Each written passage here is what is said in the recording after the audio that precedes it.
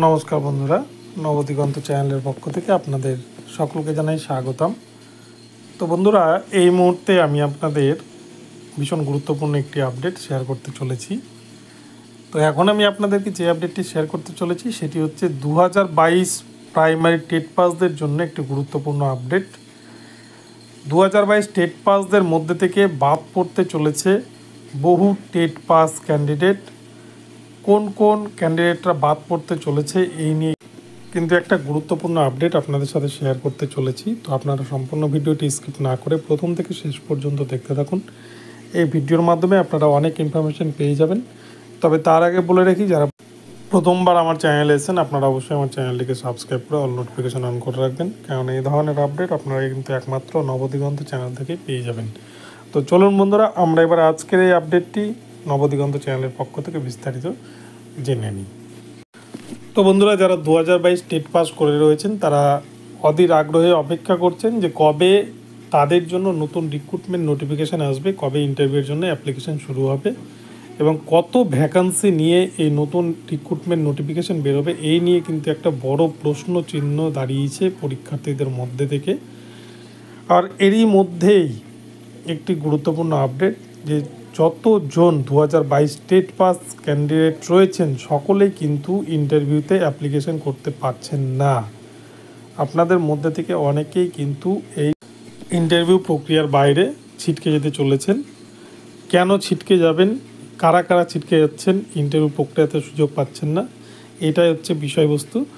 তো বন্ধুরা, সবার আগে বলি 2022 টেট পাসের ইতিহাস যদি আপনারা একটু ঘেঁটে দেখেন, সেখানে কিন্তু প্রায় 1.5 লক্ষ ক্যান্ডিডেট পরীক্ষাতে পাস করেছিল। এই 1.5 লক্ষ ক্যান্ডিডেটদের মধ্যে বিএড রয়েছিল প্রায় 95,000 এবং ডিএলএড ক্যান্ডিডেট রয়েছিল প্রায় 55,000। এই নিয়ে কিন্তু প্রায় 1.5 লক্ষ মতো ক্যান্ডিডেট 2022 টেট পাস করেছিল বলে পর্ষদ সূত্রে আমরা জানতে পারি। তো এর মধ্যে বিএড ক্যান্ডিডেট যারা আছেন তারা তো সম্পূর্ণরূপে বাদ, এটা নিয়ে কোনো দ্বিধা নেই। তাহলে বাকি পড়ে থাকলো ডিএলএডদের নিয়ে, এবং ডিএলএডদের মধ্যেও যারা এনআইওএস ক্যান্ডিডেট ছিলেন, এনআইওএস থেকে যারা ডিএলএড করেছিলেন, সেই এনআইওএস ডিএলএডকেও কিন্তু 18 মাসের ডিএলএড বলে সুপ্রিম কোর্ট বাতিল করে দিয়েছে। তাই এনআইওএস ডিএলএডও সেই রিক্রুটমেন্ট প্রক্রিয়া থেকে কিন্তু বাদ। তো এখন পড়ে থাকছে যে রেগুলার ডিএলএড ক্যান্ডিডেট এবং স্পেশাল এডুকেশনের কিছু ক্যান্ডিডেট। তো রেগুলার ডিএলএড ক্যান্ডিডেটদের মধ্যেও সবাই কিন্তু এই নতুন যে রিক্রুটমেন্ট নোটিফিকেশান আসতে চলেছে সেখানে অ্যাপ্লাই করতে পারবে না। তো কেন পারবে না, তার কারণ হচ্ছে, আপনারা যদি ভালো করে বিষয়টা বুঝেন তাহলে নিশ্চয়ই বুঝতে পারবেন। যখন 2022 প্রাইমারি টেটের অ্যাপ্লিকেশান শুরু হয় সেই সময় কিন্তু যারা অ্যাপিয়ার্ড বা পারসুইং ক্যান্ডিডেট প্রত্যেকেই কিন্তু এই রিক্রুটমেন্ট প্রক্রিয়ায় যে টেটের যে ফর্ম ফিল আপ সেখানে তারা অ্যাপ্লিকেশন করতে পেরেছিল। তো স্বাভাবিকভাবেই যারা 2022-এ 22-24 সেশনে ডিএলএড কোর্সে ভর্তি হয়েছিল তারাও কিন্তু 2022 প্রাইমারি টেটে বসতে পেরেছিল এবং অনেকেই তাদের মধ্যে টেট পরীক্ষায় পাশ করে আছেন।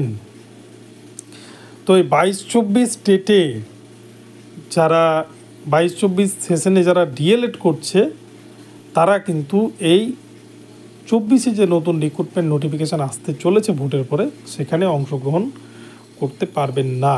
এটা কিন্তু শুনতে খারাপ লাগলো, এটা বাস্তব কথা।